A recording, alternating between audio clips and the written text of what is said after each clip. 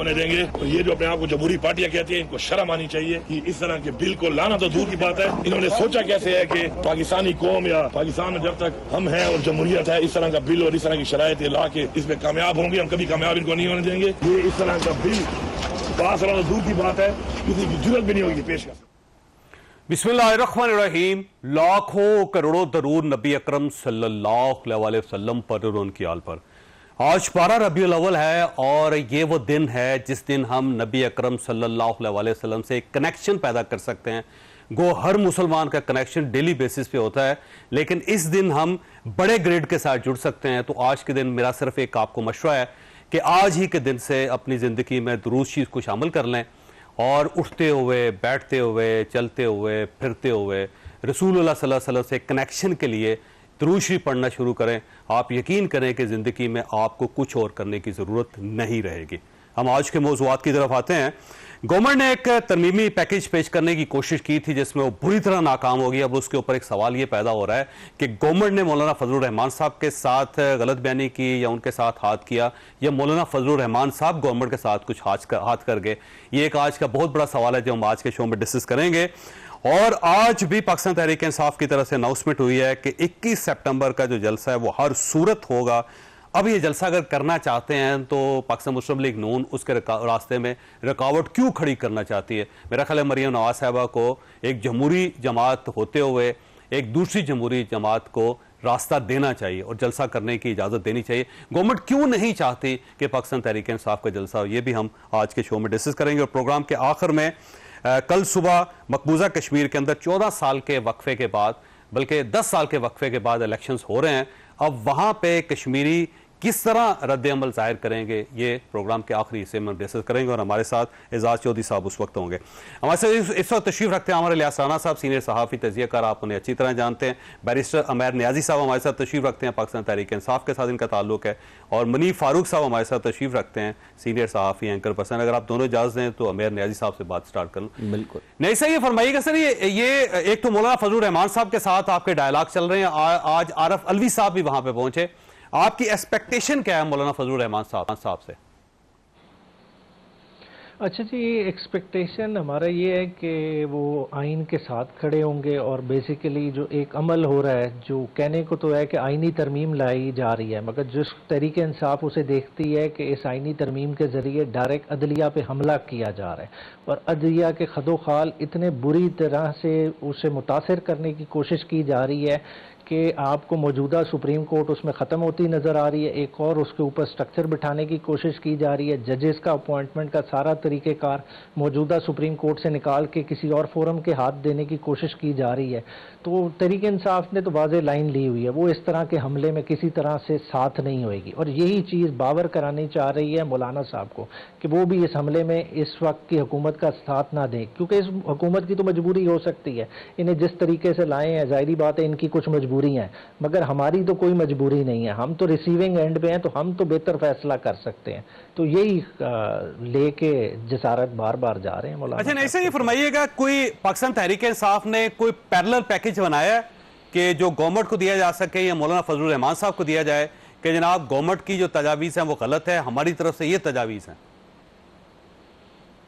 अच्छा, अभी तक कोई पैकेज नहीं बनाया क्योंकि बुनियादी तौर पे हमारी तो इस पर डिस्कशन भी नहीं हो रही। देखें, जो इन्होंने एक तासुर दिया कि एक कमेटी में डिस्कशन हो रही है, बुनियादी तौर पे वो कमेटी बनी थी जो 9 सितंबर को एक ऐवान पे हमला हुआ था, वहाँ से मेंबर्स की गिरफ्तारी हुई थी, वो उस पर प्रोब करने के लिए बनी थी। तो उसमें लॉ मिनिस्टर साहब ने एक डिस्कशन स्टार्ट कर दी, वो बाय द वे डिस्कशन हुई और वो ही सिलसिला चल रहा है। अभी इस पर ना कोई बाकायदा कोई कमेटी बनी है जो इसको देखे। देखें, जब भी कोई रिफॉर्म्स लानी होती हैं, कोई रिफॉर्म्स कोई सिंपल तरीका नहीं है। अगर इंग्लैंड भी लेके आया, वुल्फ रिफॉर्म्स उधर आई थी, तो कितने साल उस पे जो है ना डिबेट चलती रही, एक पूरा करके फिर एक पैकेज पूरा आया।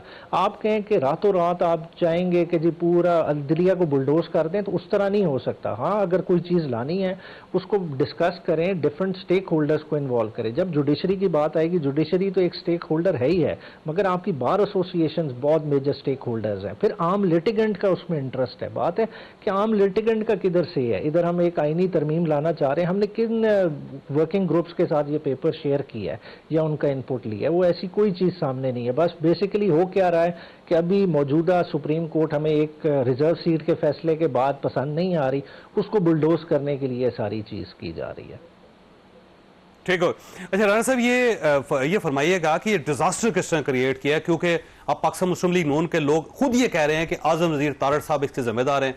उनको ये फरीजा सौंपा गया था कि उन्होंने मौलाना को राजी करना था, लेकिन उन्होंने मौलाना को कायल नहीं कर सके, तो इस वजह से गवर्नमेंट की बेइज्जती होगी। चौधरी साहब, ओवरऑल तो सबकी पूरी गवर्नमेंट की हुई है ना, तो अगर हम आजम नज़ीर तारड़ को टारगेट करें तो मेरा ख्याल है मुनासिब नहीं है। जिम्मेदारी तो कैप्टन की है ना, तो प्राइम मिनिस्टर साहब की जिम्मेदारी है। उसके बड़े चैंपियन इत्तेहादी हैं आसिफ अली जरदारी साहब, वो भी मौलाना साहब के पास खुद गए, फिर बिलावल साहब कई दफ़ा गए, मोहसिन नकवी गए। अब जब वो कहते हैं ना मुश्तरका जिम्मेदारी कोई जिम्मेदारी नहीं होती, ये जो सब कुछ हुआ है ना, सुबकी कहें गवर्नमेंट की अजीमत कहें, ये मुश्तरका जिम्मेदारियों में से एक है कि हर बंदा प्रधानमंत्री बना हुआ है कि मेरी सुन लें। मौलाना साहब के मजे आ गए, देखे ना, उनके पास वो सारे, उमर न्याजी साहब की अपनी पार्टी, उनकी इक्तदा में मुक्तदी बन गई। मौलाना के लिए तो बहुत अच्छी बात है ना कि उनके लिए क्या क्या अलगाबात है, नमाज तो पढ़नी चाहिए ना। नहीं, उसको सियासी तौर पे भी तो उन्हीं की इक्तदा में आए ना, कि उनके पीछे हैं। यही जो इत्तेहादी थे जिनके वो प्रेसिडेंट थे मौलाना फजलुर रहमान साहब पीडीएम के, ये सारे गायब हो गए थे, छोड़ के मौलाना मतलब अकेला छोड़ के, ठीक है। और वो मौलाना ने जब सबको आगे लगाया तो सारे पीछे आ गए। तो पॉलिटिकली तो जेयूआई ने गेन किया, मौलाना फजलुर रहमान की शख्सियत थी, 8 एमएनए और 5 सेनेटर्स के साथ, ठीक है ना जी, 13 लोग हो गए, 13 लोगों और उन्होंने छोड़ा किसी को भी नहीं और सबको आगे लगाया, सारे हाजिर दे रहे हैं। सियासत इसी चीज का नाम है, इसी की फजीलत है ना कि आपने अपने पत्ते कब खेलने हैं। पीटीआई जल्दी जल्दी में सब चीजें कर जाती है, तब फंसती है। मुस्लिम लीग नून पीपल्स पार्टी ने समझा कि बस अब हमें इक्तदार मिल गया तो मौलाना की जरूरत नहीं रही। अब जब ये समझी गई बात, ये तो होगी ना कि जिम्मेदारी छोड़ के, लेकिन मैं तो इस बात का कायल हूं कि चाहे जो कुछ भी हुआ, अदलिया में इस्लाहात इस मुल्क की जरूरत है। आप और मैं किसी चीज पे भी करें, क्या हमारी अदलिया ने कभी इंसाफ की फरामी के लिए खुद कोशिश की? ये चिटों पे जज भर्ती करते हैं अपने चैम्बरों के, ये क्यों नहीं कहते कि जब ये कहते हैं कि एक पीएन भर्ती करना है तो इश्तिहार दो, और ये जज भर्ती करने के लिए तैयार ही नहीं है किसी से मुशावरत के लिए। ये वकला बहुत होंगे, बहुत अच्छे होंगे, ये आपस में क्यों तय करते हैं? ये क्यों नहीं कहते कि जी जो हाई कोर्ट में जज बनने के लिए वकील आ रहा है उससे पूछे तो सही उसने क्लाइंट को कब धोखा दिया। जो हाई कोर्ट से सुप्रीम कोर्ट में जज आ रहा है वो तो पूछे उन्होंने इंसाफ कब बेचा है। ये इंसाफ की दुकान क्यों कहते हैं? कितने फैसले ये लोग उनके सुप्रीम कोर्ट ऑफ पाकिस्तान में सर्वाइव कर सकते हैं? यही तो मैं कहता हूं, ये इस्लामाबाद जिला एक सेशन जज से चलता था, आज यहाँ सेशन जज की भी लाइन है, 70 जज हो गए, यहाँ 8 हाई कोर्ट के जज हैं, इस्लामाबाद नहीं काबू हो रहा। ये क्यों? हमारी इंसाफ की फरामी में अदलिया रुकावट है, वकला रुकावट है, ये सारे एक हो जाते हैं। टाइमिंग का इशू है ना? नहीं टाइमिंग के नहीं सर, छोड़े, जब भी बहस होगी ना उसके असूल पे तो जाए ना। टाइमिंग कभी किसी की खराब होती है, कभी किसी की होती है तो अदलिया तभी है ना। इशू ये है कि ये ओपननेस क्यों नहीं लाते अपने अंदर, शफाफियत क्यों नहीं लाते? जो आजम नज़ीर तारड़ ने एक मिसाल दी, सब पे भारी है कि एक जज एक दिन में एक फैसला करता है, उसके साथ बैठा हुआ जज 20 फैसले करता है। कहीं अकाउंटेबिलिटी है? सुप्रीम कोर्ट में मतलब हमारे पास खोसा साहब बैठे हुए थे, वो मैंने जी सारे फौजदारी मुकदमात मुका दिए। क्यों जी? जब आप नंबर 2 जज थे आप 6 से 7 फाइलें देखते थे, जिस दिन आपका स्टाफ 10 लगाता था नीचे फेंकते थे, चीफ जस्टिस होने के बाद 4 से 5, 2 से 1। क्यों जी? आप हमारी तनख्वाहों पे, हमारे पैसों पे आप बैठे हुए हैं, आप केसेस फैसले करें ना। आप तो चौधराहट में आ गए कि जी मैं क्यों करूंगा। आप कभी सियासी इंसाफ फराम कर रहे हैं, कभी अपने लिए एक्सटेंशन चाह रहे हैं, कभी आप सदारत चाह रहे हैं। मतलब ये मिसालें मैं आज की दे रहा हूं, 15-20 साल पुरानी नहीं दे रहा हूं। वो जब बाजवा साहब वो एक्सटेंशन नहीं दे सके थे तो क्या किया था? पार्लियामेंट के पास थे। नहीं, उस वक्त केस लगा लिया और हमारे मोहतरम मंसूर अली शाह साहब ने पार्लियामेंट का हिस्सा निकाला। आज पार्लियामेंट ही मतून होनी है भाई। पार्लियामेंट उस ट्राइकॉटमी का हिस्सा है जहां इंतजामिया है, जहां अदलिया है, तो सब एक दूसरे की इज्जत क्यों नहीं करते? ये क्यों कहा गया कि $6.5 अरब की डज लगाई? मौजूदा चीफ जस्टिस क्या नहीं लगाई? क्या एलएनजी पे स्टे नहीं दिए? क्या स्टील मिल का प्रोग्राम खत्म नहीं किया? क्या ये शहद की बोतलें ढूंढने चीफ जस्टिस नहीं गए हमारे? क्यों जाते हैं? ये अदलिया में बैठ के अपना काम क्यों नहीं करते? अच्छा मनीष साहब फरमाइएगा, गवर्नमेंट ऑलमोस्ट मेरा ख्याल फ्लैट हो गई और इसमें गवर्नमेंट की सुबकी हुई है, लेकिन गवर्नमेंट इसके बावजूद शिकस्त नहीं मान रही। वो कह रहे हैं जी हमने कुछ अरसा डिले किया है और अल्टीमेटली हम इन तरामीम को करने में कामयाब हो जाएंगे? क्या गवर्नमेंट का जो चैप्टर है क्लोज हो गया है या फिर अभी है गेम के अंदर कहीं ना कहीं? सर बहुत शुक्रिया सर। मेरे ख्याल में तो ये अभी भी एफर्ट पूरी करेंगे और शायद थोड़ा सा को टोन डाउन वर्जन ले आए, क्योंकि एक ये भी ज़हन में रखिएगा, अभी आपने सुना होगा कामरान मुर्तज़ा साहब ने कहा कि आर्टिकल 8 में तब्दीली करने जा रहे हैं। जो मुसवदा हमारे पास आया है उसमें आर्टिकल 8 का जिक्र नहीं था। मैंने जो मुशीर हैं हुकूमत के बराए कानून व इंसाफ वजारत कानून के, उनसे पूछा बैरिस्टर अकील मलिक साहब से कि आर्टिकल 8 में कौन सी तरमीम कर रहे थे, तो उन्होंने कहा नहीं कोई नहीं कर रहे थे। इसका मतलब है इस ड्राफ्ट की कई कॉपीज थी, किसी में लिखा हुआ था किसी में नहीं लिखा हुआ, जो भी निकला सामने। इशू ये है कि ये अमेंडमेंट की तैयारी तो थी और अभी भी है, और ये लाएंगे तो सही। वज़ीर आज़म की वापसी के ऊपर लाएं, अक्टूबर के पहले हफ्ते में लाएं, लेकिन लाएंगे और कोशिश भी पूरी करेंगे कि ये मंजूर हो जाए। जहां तक मौलाना साहब की बात है, मौलाना साहब का अभी तक जो आखिरी खबरें आने तक मौलाना साहब ने किसी भी इस जगह पर मना नहीं किया कि मैं नहीं इसके साथ। वो सिर्फ जाहिर बात है हाँ भी नहीं की और इनकार भी नहीं किया। इनकार भी नहीं किया। अब जब आप इनकार नहीं करते तो उसका मकसद ये होता है कि आप बात करने के लिए तो तैयार हैं। अभी बात वो किस तरह से करते हैं, देखिए तहरीक इंसाफ के पास फ्रैंकली स्पीकिंग उन्हें देने के लिए इस वक्त सिवाय तसल्ली के और उनकी चाय के दाद के लिए आपने अच्छी मेहमान नवाजी की है, इसके अलावा तहरीक इंसाफ के पास कुछ भी नहीं। मनीषा, सेनेट की सीट्स हैं, अभी खैबर पख्तूनख्वा में सेनेट के इलेक्शन नहीं हुए, मौलाना 2 उम्मीदवार चाहते हैं, वहां से 2 सीट्स चाहते हैं, तो पाकिस्तान तहरीक इंसाफ के पास एक है चीज जो वो दे सकते हैं उनको। देखिए मैं अर्ज करता हूं कि देखिए जो मौलाना साहब, उनसे मौलाना साहब, अब मैं कैसे आपको, मौलाना साहब उससे कुछ बहुत ज्यादा चाहते हैं। मौलाना साहब तो इन प्रिंसिपली और बहुत सी चीजें चाहते हैं और वो समझते हैं, वो as a matter of right चाहते हैं कि ये हमारे साथ एस्टेब्लिशमेंट ने हाथ किया और सारों ने अपने अपने मामला दुरुस्त कर लिए। यहाँ तो मामला दुरुस्त उसी तरफ चलना चाहिए था, गो के हमारे साथ एस्टेब्लिशमेंट ने और पीपल्स पार्टी और PMLN ने दगा किया, धोखा किया और हमारे साथ मामला को खराब किया। सेनेट की सीटों पर मौलाना साहब की आइडियली डील नहीं होगी तहरीक इंसाफ के साथ, और ना ही तहरीक इंसाफ या इमरान खान साहब को इतने अमेनेबल है इस आइडिया पे कि उनको देंगे। वो एक ट्रक की बत्ती जरूर है लेकिन उस पर होगा नहीं। जहां तक बात है आगे जो मौलाना साहब को गारंटीज चाहिए वो सिर्फ शहबाज शरीफ साहब नहीं दे सकते, ना ही जनाब आसिफ जरदारी साहब दे सकते हैं। मौलाना साहब को गारंटीज और चाहिए। वो गारंटीज मौलाना साहब को कौन देगा वो आप मुझसे बेहतर जानते हैं। अगर तो मौलाना साहब को वो गारंटीज मिल गई और गारंटीज के साथ परफॉर्मेंस भी मिली कि ठीक है जी ये गारंटी है लेकिन इसके साथ हम ये परफॉर्मेंस आपको दे रहे हैं कि हम ये कर भी रहे हैं, तो फिर तो शायद मौलाना साहब के साथ मामला सियासी इनके हल हो जाए। अदरवाइज तो ये मसला अपनी जगह मौजूद रहेगा, लेकिन गवर्नमेंट पीछे नहीं हटी क्योंकि गवर्नमेंट के पास ऑप्शन नहीं है। ऐसा नहीं है कि गवर्नमेंट इसको डिजर्ट कर दे और छोड़ दे दी कि to let it die a painful death, ऐसा नहीं है। They will come back, they will try to table it again और they will try their best कि ये तरमीम पास हो जाए। ठीक हो गया, मैंने ब्रेक लेनी है, लेकिन मैं आपके पास एक सवाल छोड़ के जा रहा हूं कि एक नया सिनेरियो डेवलप हुआ कि आप सब लोग, आप भी और गवर्नमेंट भी मौलाना फजलुर रहमान साहब के पास गए कि आप हमारी हमायत करें, और मौलाना फजलुर रहमान साहब खुद तरामीम तैयार कर रहे हैं और वो तैयार कर रहे हैं पाकिस्तान पीपल्स पार्टी के साथ मिलकर।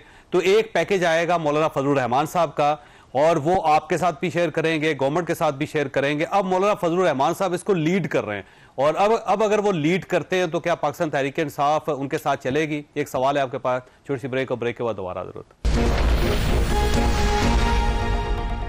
प्रोग्राम में दोबारा खुशामदीद। मैंने ऐसा, अब सूरत ये है कि मौलाना फजलुर रहमान साहब एक पैकेज तैयार कर रहे हैं और अगर वो पैकेज तैयार हो जाता है तो फिर आपको मौलाना का साथ देना पड़ेगा। तो क्या मौलाना का साथ देने के लिए तैयार है? अच्छा नहीं, इसमें देखें ना, बुनियादी तौर पे एतराज़ किस चीज़ का है। देखें इस चीज़ पे सब एग्री करते हैं, जैसे आपके शो में भी बात हो रही कि अदलिया में प्रॉब्लम्स हैं, बॉटल नेक्स मौजूद हैं, लोगों के इंसाफ की उस तरह से फराहमी नहीं है। मगर उसका हल ये नहीं है कि आप प्रेजेंट स्ट्रक्चर को सबोताज कर दें, आप सुप्रीम कोर्ट पे डायरेक्ट हमला कर दें। अगर वो मौलाना साहब भी उसी खदोखाल में फेडरल कोर्ट और वो सिलसिला लेके आते हैं तो वो किस तरह से काबिल कबूल हो जाएगा।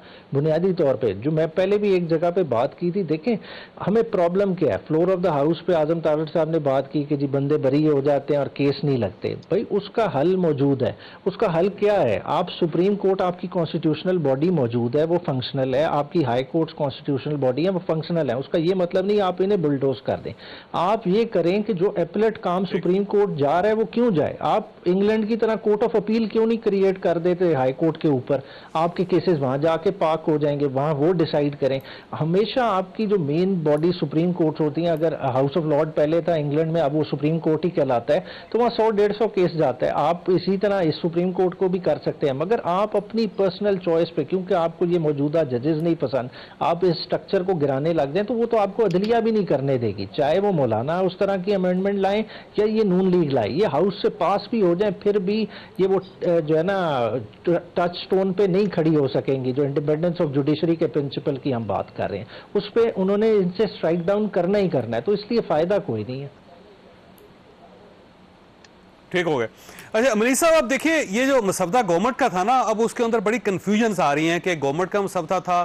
बिलावल भुट्टो साहब जो है उन्होंने थोड़ी देर पहले इंटरव्यू दिया, उन्होंने कहा जी हमारा जो मसवदा था उसके अंदर कुछ और चीज़ें थी और गवर्नमेंट ये चाहती थी किसी को आउट करे, किसी को इन रखे, जबकि हम ये नहीं चाहते थे।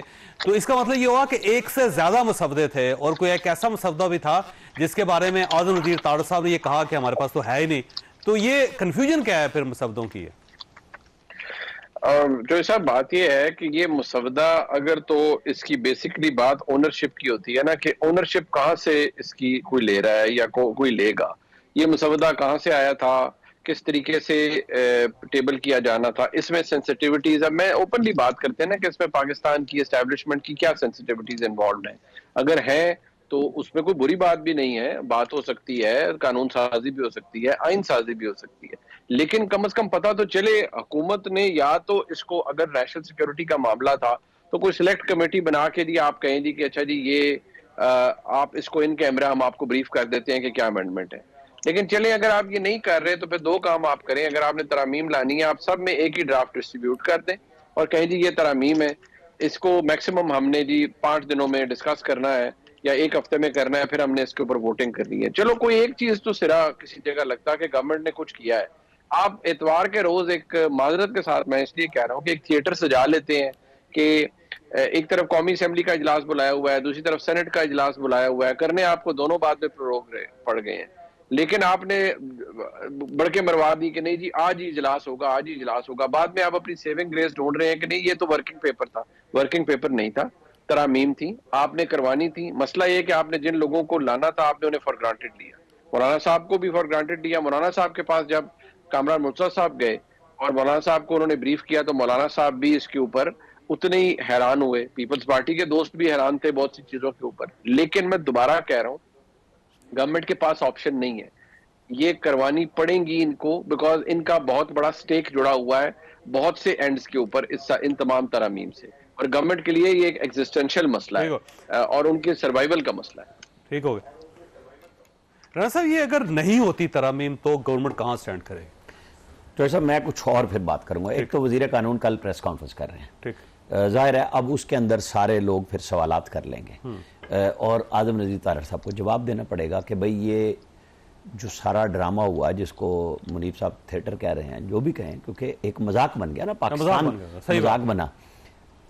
आपको याद होगा 1997 में जब मोहतरमा बेनज़ीर भुट्टो और नवाज शरीफ मिले तो दोनों ने 8वीं तरमीम को 13वीं तरमीम में ख़त्म कर दिया, लेकिन बैकग्राउंड में सारा काम हुआ। फारूक लगारी से जख्म खाए बैठी थी मोहतरमा बेनज़ीर भुट्टो, उनको निकाला था उन्होंने, और फिर नवाज शरीफ आए थे और नवाज शरीफ को वो मजबूरन लाए थे, वरना वो उनका भी प्रोग्राम इलेक्शन को ना कराने का था।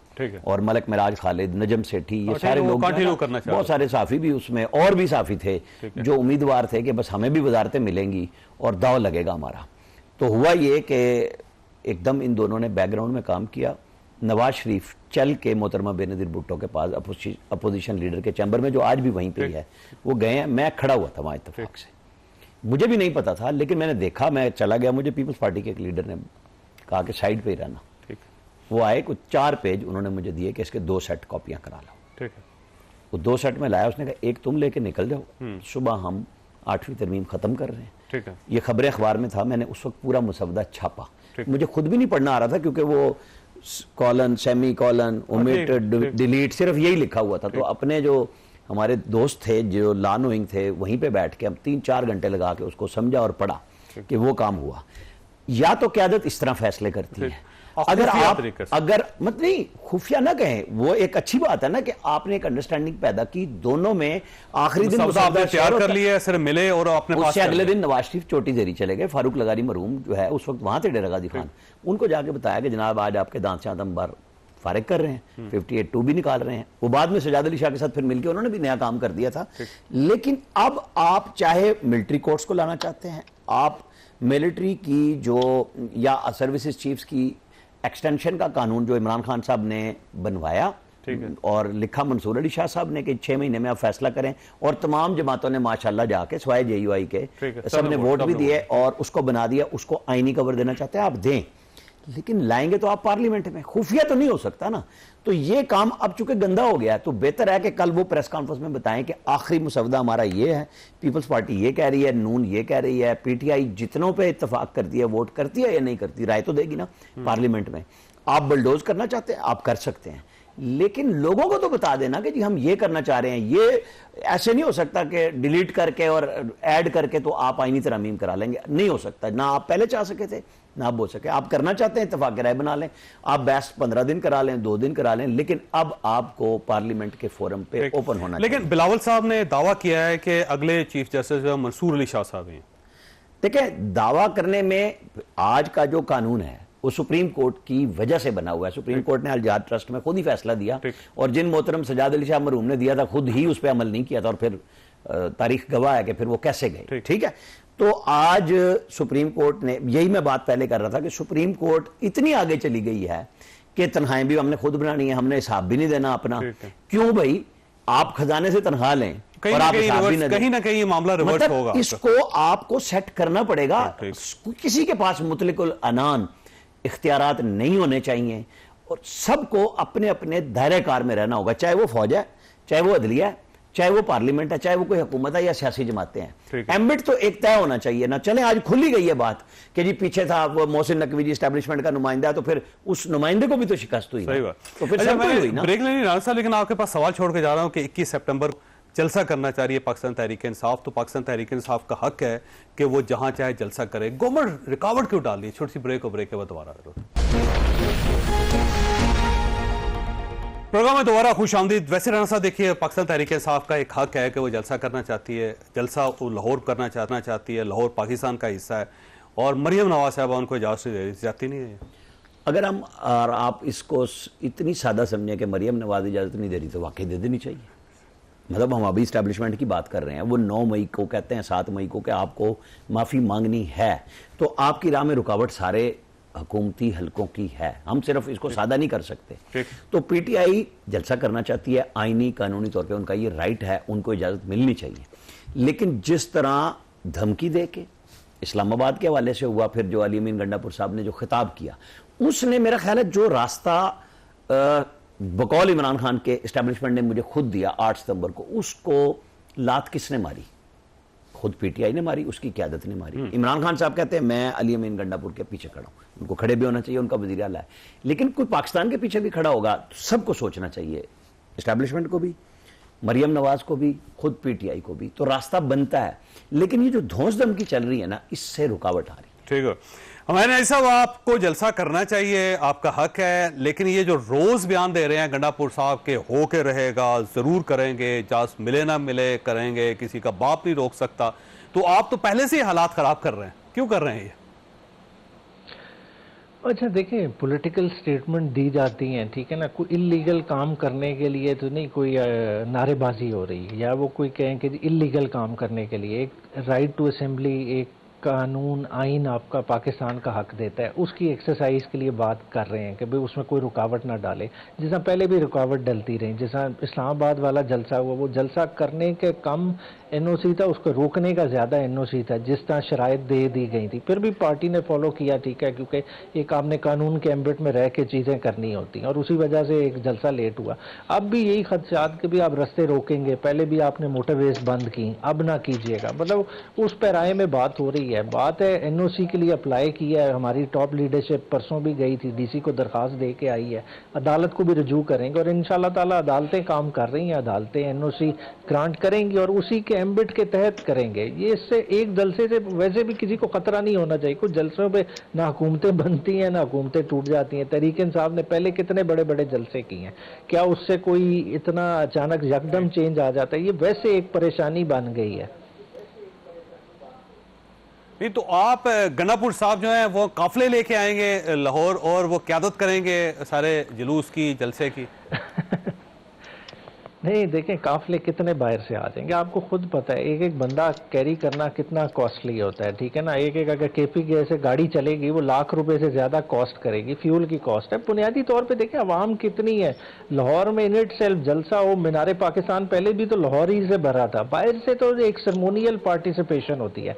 इस्लामाबाद इस लिहाज से यूनिक था कि केपी के करीब था, बाकी अजला करीब थे, चीज़ें आ गई, ठीक है। लाहौर एक दूसरे कोने पे है, ठीक है, यहाँ से अगर कोई मुल्तान से भी आना चाहे तो उसे काफ़ी किराया खर्चा करके आना पड़ेगा, तो ये क्राउड वैसे ही इकट्ठा हो जाएगा। बात है कि ये भी एक फोरम है, आप डिबेट ओपन होने दें आपके सिस्टम में, ठीक है। एक परेशानी ज़रूर है, पता चले कि जी कि वहाँ से जो खौफजदा कि भाई जिस तरह की भाई नारेबाजी हो जाए, एक खतरे खदशात होते हैं ज़हन में, मगर नहीं, हम मेच्योर डेमोक्रेसी है, आहिस्ता आहिस्ता उस तरफ मूव कर रहे हैं। एक दफ़ा सियासतदानों को मौका दें। आपका ख्याल ये है कि जो 8 सितंबर में जो तकरीरें हुई रियासत बंद वो 21 सितंबर को लाहौर में नहीं होंगे?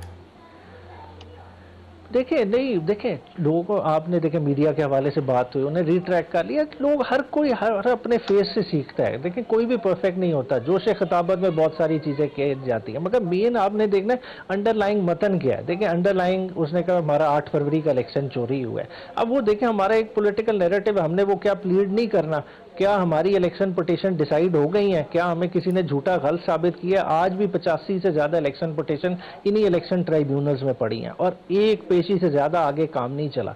हालांकि वो 3 इलेक्शन पिटीशन इस्लामाबाद की डिसाइड हो जाती तो आज अक्सर ये कॉन्स्टिट्यूशनल अमेंडमेंट पे बात भी ना हो रही होती। बात है बहुत सारा फर्क आ जाता है, मगर है कि यहाँ चीज़ों को चलने नहीं दिया जाता। एक तरह से बस मारे जा रहे हैं तहरीक इंसाफ को और कह रहे हैं कि आवाज़ भी नहीं निकालनी। ठीक हो मनीषा, ये फरमाइएगा सर, ये जो 21 सितंबर का जलसा है, आप इसे 8 सितंबर की एक्सटेंशन समझते हैं या आपका ख्याल ये है कि पाकिस्तान तहरीक इंसाफ 20 सबक सीख गई है और अब जो टोन है वो जरा लो होगी? देखिए जो साहब, मुझे तो मुकम्मल खदशात हैं। आईनी कानूनी तौर पर तो मैं सबसे एग्री करता हूँ, बिल्कुल मौका उनको मिलना चाहिए, तहरीक इंसाफ का उनका हक है।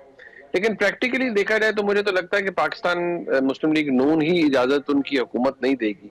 दूसरा ये है कि मुस्लिम लीग नून की हुकूमत का जो पंजाब चैप्टर है, यानी मरियम नवाज शरीफ साहबा चीफ एग्जीक्यूटिव है पंजाब की, वो और जो इस वक्त पाकिस्तान की एस्टेब्लिशमेंट है, उनका मौकफ समझे कि बिल्कुल सिंक हुआ है, एक ही है। मरियम नवाज शरीफ साहबा पाकिस्तान तहरीक इंसाफ को माजी में भी एक दहशतगर्द जमात कहती रही हैं। अब क्या मरियम नवाज शरीफ साहिबा फॉर प्रैक्टिकल पर्पसेस उन्हें जलसे की इजाजत अपनी हुकूमत से दिलवाएंगी? दूसरी बात यह है कि मरियम नवाज शरीफ साहिबा को पता है कि इस वक्त एस्टेब्लिशमेंट का सेंटिमेंट तहरीक इंसाफ के हवाले से क्या है, तो मुझे तो कम से कम ये जलसा होते हुए नजर नहीं आता। हाँ, अगर इन्होंने इजाजत दे भी दी तो बस वो ऐसी होगी इजाजत के, बस इससे तो ना करना बेहतर है। लेकिन फिर दूसरी तरफ से रिएक्शन भी तो आएगा ना सर पाकिस्तान तहरीक इंसाफ की तरफ से, वो खामोश तो नहीं बैठेंगे। अगर उन्हें जलसा नहीं करने देंगे तो जाहिर है वो फिर हुलड़ करेंगे, जब हुलड़ करेंगे तो गवर्नमेंट को फिर लाठीचार्ज करना पड़ेगा। फायदा क्या हुआ गवर्नमेंट का इसको? बात यह है चौधरी साहब, आइडियली तो यही होना चाहिए कि उन्हें इजाजत मिलनी चाहिए और वो अपना पावर शो जो भी करना चाहते हैं कर लें।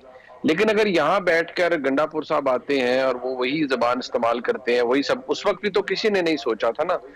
अभी उमैर न्याजी साहब हमारे भाई हैं, ये इन्होंने तो ऐसी तकरीर नहीं की, गंडापुर साहब ने की। लेकिन अब उस वक्त तो भी किसी ने नहीं सोचा था, अगर यहाँ भी कुछ ऐसी तकारीर हो गई, बड़े बड़े जोशीले और भी लोग मौजूद हैं, तो फिर तो काम खराब हो जाएगा, कि फिर तो बड़ा मसला खराब हो जाएगा। तो मुझे कम से कम प्रैक्टिकली तो नजर नहीं आता कि जलसा इतनी आसानी से तहरीक इंसाफ का हो पाएगा यहाँ पे। ठीक, मैं तीनों मेहमानों का शुक्रगुजार हूँ। खास साथ यहाँ पे हमने छुट्टी लेनी है और ब्रेक के बाद एजाज चौधरी साहब हमारे साथ होंगे, साबिक सफारतकार हैं। मकबूजा कश्मीर में 10 साल के बाद सुबह इलेक्शन हो रहे हैं, उसमें कश्मीरी 10 साल बाद अपना वोट दे के अपना एक मौक़िफ़ बयान करेंगे। वो मौक़िफ़ क्या हो सकता है? छोटी सी ब्रेक, और ब्रेक के बाद दोबारा जरूरत।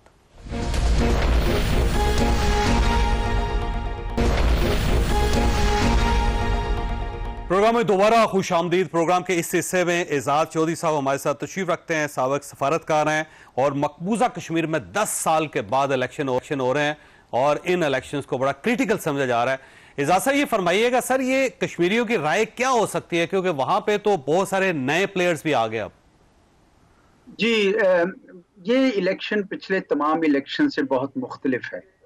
उसकी वजह ये है कि जब से 2019 में इन्होंने एनेक्स किया था, इल्हाक कर लिया, सारा का सारा कब्जा कर लिया, उसके बाद से इन्होंने वहाँ पे नॉन कश्मीरी सब्जेक्ट्स की भरमार की और चुनांचे बहुत सारे नए वोटर्स वहाँ शामिल कर लिए। मेरे जो खबर है उसके मुताबिक 3.2 मिलियन वोटर्स जो हैं नए ऐड हो गए हैं वहाँ पे। प्लस उन्होंने कॉन्स्टिट्यूएंसीज का भी काफ़ी बदल किया है। जम्मू, जहाँ पे हिंदुओं की अक्सरियत रही है, वहाँ पे 6 सीटें का इजाफा किया है, 1 वैली में किया है। तो ये जो डेमोग्राफिक और इलेक्टोरल इंजीनियरिंग की है, उसके नतीजे में उनकी कोशिश ये है कि ये जो मुस्लिम अक्सरियत है कश्मीर की, जो उसकी अपनी एक शनाख्त थी, उसको ख़त्म करके अगर अक़लियत नहीं बना सकते तो कम से कम बराबर कर दें, ताकि बीजेपी की वहाँ पे सीटें बढ़ जाएं। तो ये मुझे नज़र आ रहा है कि ये उस लिहाज से ये बड़ा फ़र्क है इलेक्शंस, क्योंकि बिल्कुल कश्मीरियत के अपने ऊपर एक किस्म का बहुत बड़ा ये असॉल्ट है, बहुत बड़ा अटैक है, बहुत बड़ा टारगेट उनको किया गया है। अच्छा, ये फरमाइए चौधरी साहब, ये जो इलेक्शन है ये कंट्रोवर्शियल होंगे या इन इलेक्शंस को मान लिया जाएगा, इनके नताइज को? देखिए, वहाँ पे लोगों के पास क्या चॉइस है, उसकी वजह यह है कि हर 10 कश्मीरियों पे एक फौजी तैनात है। इतना हैवी मिलिटराइज्ड जोन में अगर आप इलेक्शंस कराएंगे, और पिछली मरतबा जब लोकसभा के हुए थे उस वक्त भी लोग जो निकल के आए थे तो वो उन्होंने एक किस्म का रिएक्शन शो किया था। तो इस दफ़ा भी मुझे तो लगता है कि उस किस्म का रिजल्ट आ सकता है। अलबत्ता हिंदुस्तान नवाज जो पार्टियां थी, जिस तरह नेशनल कॉन्फ्रेंस वगैरह है, उनको काफ़ी तशवीश है, क्योंकि 370 तो अब लगता है कि वो नहीं आने देंगे, लेकिन स्टेटहुड का प्रॉब्लम पड़ा हुआ था। वो कांग्रेस भी कह रही है, शायद बीजेपी भी कह रही थी स्टेटहुड तो शायद वापस आ जाएगी, लेकिन बड़ी हॉलोड आउट स्टेटहुड होगी, जिसके अंदर से इनकी अपनी कश्मीरियत जो है वो भी यानी माइनस तकरीबन हो रही है। तो रिएक्शन तो है वहाँ पे, और मैं समझता हूँ कि इतने अरसे से कश्मीरी जो रिएक्शन कर रहे हैं, 70-75 साल हो गए हैं, हिंदुस्तान को अब तक तो समझ आ जानी चाहिए थी कि वो उनके साथ नहीं रहना चाहते। ये एक मुतनाज़ा इलाका था, यहाँ पे उनकी राय मांगनी चाहिए थी। वो रहना भी चाहते हैं हिंदुस्तान के साथ नहीं, लेकिन ये जबरदस्ती के इलेक्शंस किए जा रहे हैं।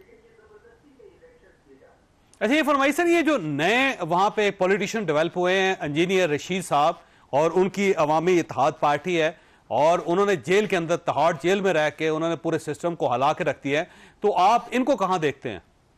कि मेरे ख्याल में इनका वोटर तो रहेगा, क्योंकि बावजूद तमाम तर सख्ती के वहाँ पे आज़ादी पसंद जो हैं वो वोटर तो मौजूद हैं, उसको ये ख़त्म नहीं कर सके।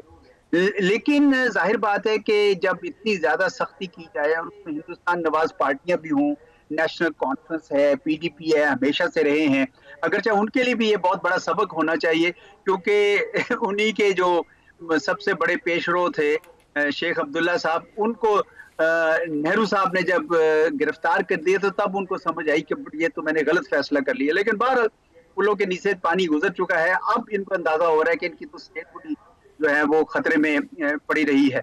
मैं एक और बात को बताऊं कि इसमें ना पाकिस्तान का फैक्टर भी बीच में, आप अमित शाह की देखें तक जो उसने कहा है कि जी पाकिस्तान के साथ नॉर्मलाइज नहीं करेंगे जब तक यहाँ नॉर्मलाइज नहीं होता, और आदित्य नाग साहब ने भी इसी किस्म की कोई बातें की हैं, खतरनाक किस्म की, जो तहजीब के दायरे में भी शायद नहीं आती।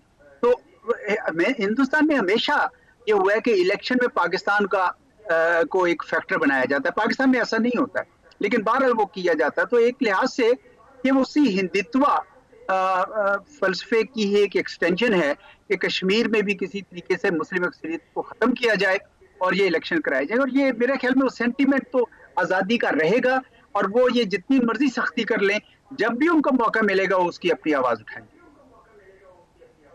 अच्छा, ये फरमाइए सर, आखिरी सवाल आपसे कि जो नरेंद्र मोदी का मॉडल है, जो वो एक्सपेक्ट कर रहे हैं इस इलेक्शन से, अगर नतायज उसके बरक से निकल आए और कश्मीरियों ने साबित कर दिया कि यहाँ पे जो फेडरल गवर्नमेंट की रिट है वो नहीं स्टैब्लिश हो सकती और ये वाकई वहीं पे खड़ा है कश्मीर जहां पे आज से 10 साल पहले खड़ा था, तो फिर गवर्नमेंट क्या कर सकती है वहां पे? फेडरल गवर्नमेंट की बात कर रहा हूं मैं। ये यूनियन गवर्नमेंट में भी जो इलेक्शंस हुए लोकसभा में, उसमें भी तो आपने देखा ना कि हिंदुत्व का जो सारा एजेंडा था, जो फलसफा था, उसको हिंदुस्तान की आवाम ने उस तरह कबूलियत नहीं दी। 400 सीटें कहते थे, 240 मिली, और जो मिली भी वो इसलिए मिली क्योंकि इकोनॉमिक डेवलपमेंट काफी हुई, उस पर जो काम हुआ, हिंदुत्व के ऊपर काम नहीं हुआ। अगर हिंदुत्व को फलसफे को यहाँ लगाने की कोशिश की, मेरी नजर में वो यहाँ भी फेल होगा, और ये आपको उसके रिजल्ट्स में नजर आएगा। ठीक हो गया जो साहब, आपका बहुत बहुत शुक्रिया। खास आपने प्रोग्राम सुना। अल्लाह ताला आप और आपके अहले खाना को हर किस्म की मुसीबत से महफूज रखे। अल्लाह हाफिज।